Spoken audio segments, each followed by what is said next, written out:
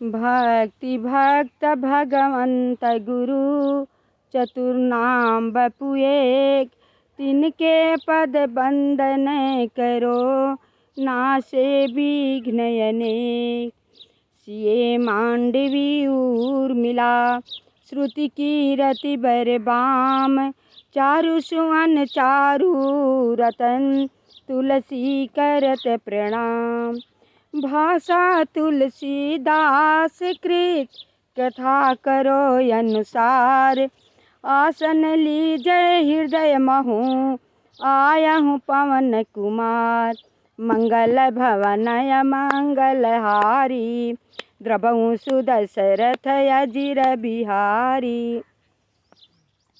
बार बार पद पदुम गही गुरु सन कहब संदेशु।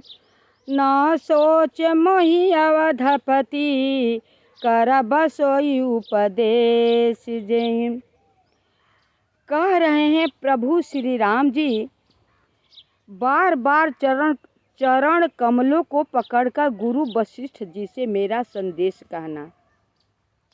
किससे? सुमंत जी से कह रहे हैं कि प्रार्थना कर कहते हूँ कि मेरा संदेश गुरु वशिष्ठ जी से आप कह दीजिएगा कि वे उपदेश दें जिससे अवधपति पिताजी मेरा सोच न करें। ऐसा वो जाकर के महल में गुरु जी उपदेश दें कि ताकि मेरे पिताजी मेरे सोच में व्याकुल न हो, परेशान न हो। पुरुजन परिजन सकल निहोरी तात सुनायहु बिनती मोरी। सोई सब भांति मोर हितकारी जात रह नर नाहु सुखारी। कह रहे हैं प्रभु श्री राम जी, हे तात सब पूर्ववासियों और कुटुंबियों से निहोरा अनुरोध करके मेरी विनती सुनाना कि वही मनुष्य मेरा सब प्रकार से हितकारी हैं जिसकी चेष्टा से महाराज सुखी रहें, ताकि सब लोग मेरे ऐसे कर्म करें, ऐसे विचार से रहें ताकि मेरे महाराज जी को किसी प्रकार के कष्ट न हो। वही मनुष्य मेरा हितकारी हो सकता है। और हे भाई, पिता माता और स्वजनों की सेवा करके भाईपने को अंत तक निभाना। हे तात, राजा पिताजी को उसी प्रकार से रखना जिससे वे कभी किसी तरह भी मेरा सोच न करना। यहाँ तक कि कह रहे हैं कि राजा जी का ऐसा संभाल कर रखना कि ताकि वो मेरा सोच न करे। फिर मेरे भरत भाई को संभाल कर रखिएगा, मेरा भरत भाई कहीं विचलित न हो जाए। लखन कहे कछु बचन कठोरा बरजी राम पुनि मोहिनी होरा। बार बार निज शपथ देवाई कहा बिन तात लखन लरिकाई। लक्ष्मण जी ने कुछ कठोर वचन कहे किंतु श्री राम जी उन्हें बरज कर फिर मुझसे अनुरोध किया और बार बार अपनी सौगंध दिलाई और कहा, हे तात, लक्ष्मण का लड़कपन वहाँ न कहना। जो लक्ष्मण जी अनुचित कठोर वचन कहे हैं मेरे पिताजी के यहाँ और माता कौशल्या के यहाँ, या यानी किसी को यहाँ ये बात मत आप सब कहिएगा। आपको मैं पैर पकड़ कर कहता हूँ, हाथ जोड़ कर कहता हूँ कि लक्ष्मण जी का लड़कपन है, इसलिए ये बात ऐसी अनुचित बोल दी। ये बात आप सब मत कहिएगा। कही प्रणाम कछु कहाँ न लिए सिए भई शिथिल स्नेह। थकित बचन लोचन सजला पुलक पल्लवित देह। प्रणाम कर सीता जी भी कुछ कहने लगी थी, परंतु स्नेह वसुएं शिथिल हो गई, उनकी वाणी रुक गई, नेत्रों में जल भर आया और शरीर रोमांच से व्याप्त हो गया। सीता जी भी चाहा कुछ कहना सुमंत जी से, लेकिन उनका शरीर कहने से पहले ही शिथिल हो गया। आंखों से नीर बह रहा है, गला रूंध गया, रुक गया, चाह करके नहीं कह पा रही हैं सीता जी। तेहि अवसर रघुबर रुख पाई, केवट पारहि नाव चलाई। रघुकुल तिलक चले यही भांति, देखऊं ठाढ़ कुलिस धरि छाती। उसी समय श्री रामचंद्र जी का रुख पाकर केवट ने पार जाने के लिए नाव चला दी। इस प्रकार रघुवंश तिलक श्री रामचंद्र जी चल दिए और मैं छाती पर वज्र रख कर खड़ा खड़ा देखता रहा। ये सुमंत जी यहाँ पर महाराज दशरथ जी के सामने आकर सब दृश्य बता रहे हैं। मैं अपने क्लेशों को कैसे कहूँ, जो श्री राम जी का यह संदेशा लेकर जीता ही लौट आया। ऐसा कहकर मंत्री की वाणी रुक गई, वे चुप हो गए और वे हानि की ग्लानि और सोच के बस हो गए।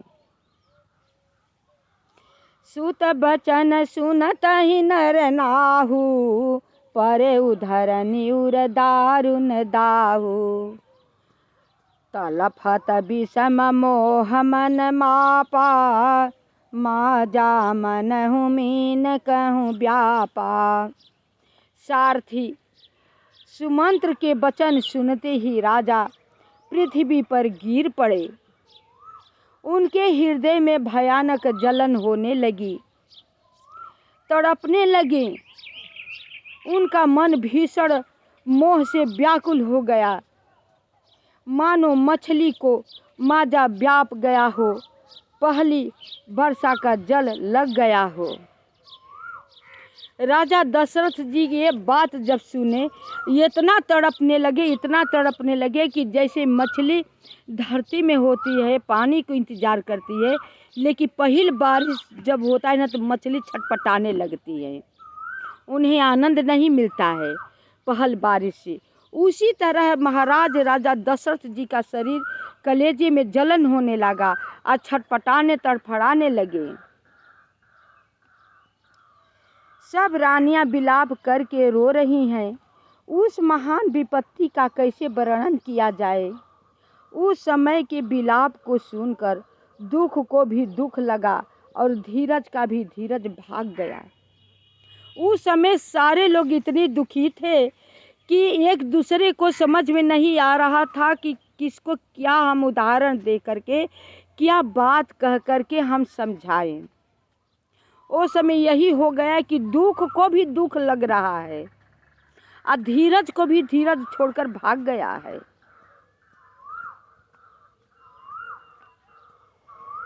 भायं कोलाहलु अवधयति, सुनि नृपराउर शोर। विपुल बिहग बन परेउ निमिष, मानहु कुलिस कठोर। मंगल भवन अमंगल हारी, द्रवहु सुदशरथ अजिर बिहारी। राजा के रावले निवास में रोने का शोर सुनकर अयोध्या भर में बड़ा भारी कोहराम मच गया। ऐसा जान पड़ता था मानो पक्षियों को विशाल वन में रात के समय कठोर वज्र गिर गया हो। इतना भारी महल में कोलाहल मचा, इतना रोने का सब चित्कार मच गया कि गोस्वामी तुलसीदास जी ये उपदेश दे रहे हैं कि जैसे कि रात के समय जंगल में आग लगे और सारी पक्षियों का घोंसला जलने लगे, अब पक्षी तड़फड़ाने लगे अंधेरे में, कहाँ वो जाए रात के समय में। वही हाल अयोध्यापुरी में हो गया। राजा के प्राण कंठ में आ गए। मानो मणि के बिना सांप व्याकुल मरासन हो गया। इंद्रियां सब बहुत ही विकल हो गई, मानो बिना जल के तालाब में कमलों का वन मुरझा गया हो। और महाराज राजा दशरथ जी की ये वियोग बर्दाश्त नहीं हुआ। उनका प्राण जो है कंठ में आकर ठहरा हुआ है। कौशल्या रिपु दीख मलाना, रवि कुल रवि अंधयऊ जिए जाना। और धरि धीर राम महतारी, बोली बचन समय अनुसारी। कौशल्या जी राजा को बहुत दुखी देखकर अपने हृदय में जान लिया कि अब सूर्य अस्त हो चला है। राजा को जब मुख मलिन रानी कौशल्या ने देखी तो अपने मन में जान लिया कि अब राजा का सूर्य कुल जो है वो अस्त हो रहा है, अब कोई नहीं रहेगा। तब श्री रामचंद्र जी की माता कौशल्या हृदय में धीरज धरकर समय के अनुकूल वचन बोली। हे नाथ, आप मन में समझकर विचार कीजिए कि श्री रामचंद्र का वियोग अपार समुद्र है, अयोध्या जहाज है और आप उसके कर्णधार खेने वाले हैं। सब प्रियजन कुटुंबी और प्रजा ही यात्रियों का समाज है जो इस जहाज पर चढ़ा हुआ है। कितना सुंदर शिक्षा महाराज राजा दशरथ जी को दे रही हैं रानी कौशल्या जी। धन्य है औरत, धन्य है महान औरत। तभी तो राम जी उनके कोख में अवतार लिए हुए हैं। माता भी बहुत पुण्यवान होती हैं तो अच्छे पुत्र को जन्म देती हैं।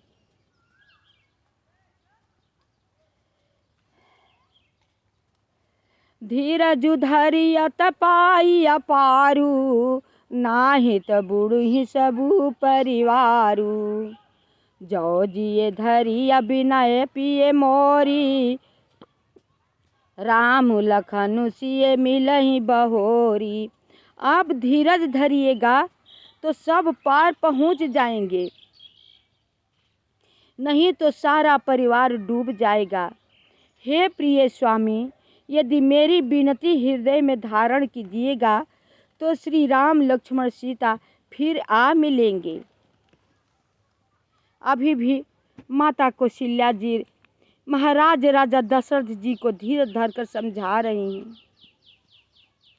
प्रिया बचन मृदु सुनत नृपु, चितयऊ आँखि उघारी। तलफत मीन मलिन जनु, सींचत शीतल बार।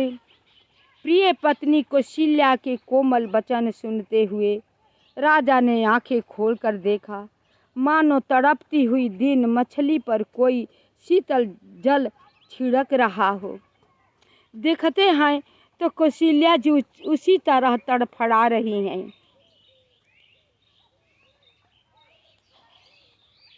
धीरज धरकर राजा उठ बैठे और बोले, सुमंत्र कहो, कृपालु श्री राम कहाँ हैं? लक्ष्मण कहाँ हैं? स्नेही राम कहाँ हैं? और मेरी प्यारी बहू जानकी कहाँ हैं?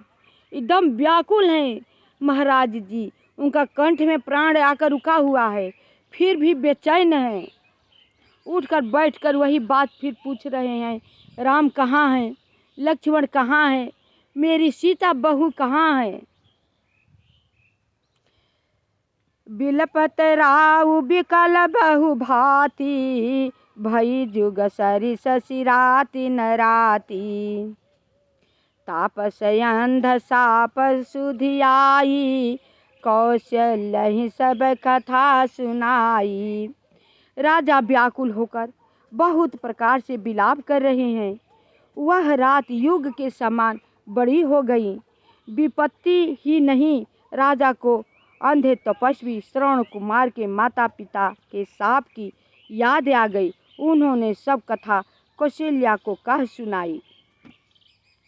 राजा भी बार बार वही आंधा आंधी को बात कौशल्या को सुना सुना कर कह रहे हैं,